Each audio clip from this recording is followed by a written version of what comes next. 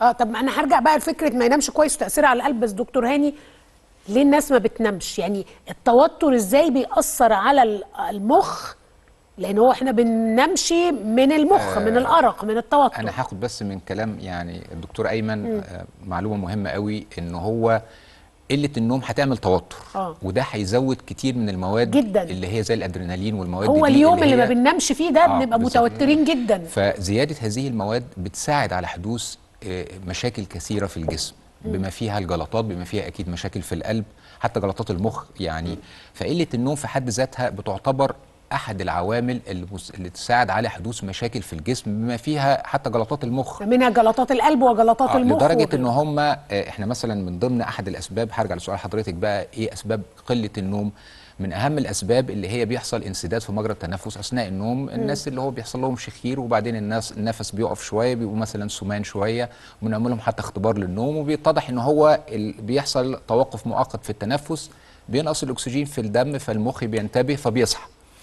فبالتالي ده بينتج عنه ان هو بيصحى مثلا 10 20 مره بالليل لمده يمكن ثواني او دقائق ويرجع ينام تاني. هو ممكن ما يحسش بيهم، بس ده بينتج عنه اولا نقص اكسجين اللي واصل للمخ، وثانيا النوم بتاعه ما بيبقاش مكتمل، فبالتالي بيبقى تاني يوم دايما بينام على نفسه، وفي نفس الوقت ما بيبقاش مركز. وزي ما بقول لحضرتك بيتفرز مواد كثيره، ممكن المواد دي تبقى مضره.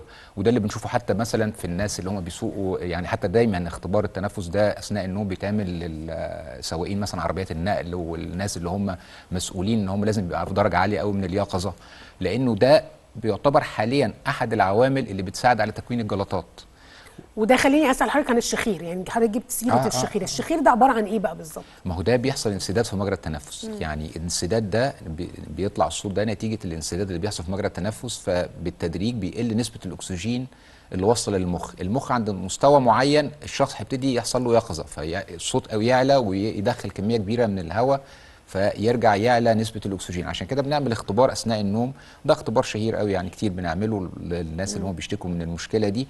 والمشكله دي حلها بيبقى يا اما ساعات جراحيا، او لو في سبب لمجرى الانسداد في مجرى التنفس، او ساعات بنركب جهاز.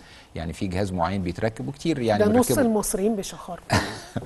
يعني نص رجاله وستات بيشخروا. والحقيقه ده بس رجاله اكتر من ستات. الموضوع الشخير والتوقف في التنفس اثناء النوم ده دلوقتي دخل حتى احد العوامل المخاطره، زي السكر، زي الضغط، اللي هي ممكن تؤدي الى الجلطات بالنسبه للمخ، واعتقد برضك حتى بالنسبه للقلب يعني. وده لازم يتعالج بجهاز او بعمل بتدخل جراحي؟ لازم بنرجع لدكاتره الامراض مش بس الصدريه او دماغك دكاتره او كده الانف والاذن، وحط مخده عاليه او مش عارفه ايه. الحالات البسيطه يمكن يعني، لكن معظم الحالات بتحتاج الجهاز. والشخير ده خطر؟ طبعا لازم يدرس بقى، هل هو وصل لمرحله ان هو بيأثر فعلا على الاكسجين اللي واصل للمخ ولا لا.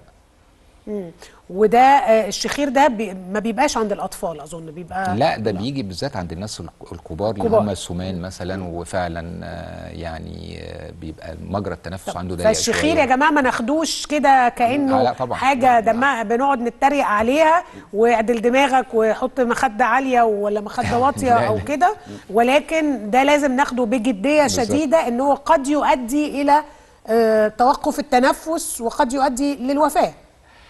ولا قد يؤدي الى ايه؟ بيعمل مشاكل اخرى، منها جلطات مثلا في المخ، واعتقد في القلب زي ما الدكتور ايمن بيتهيألي قال يعني.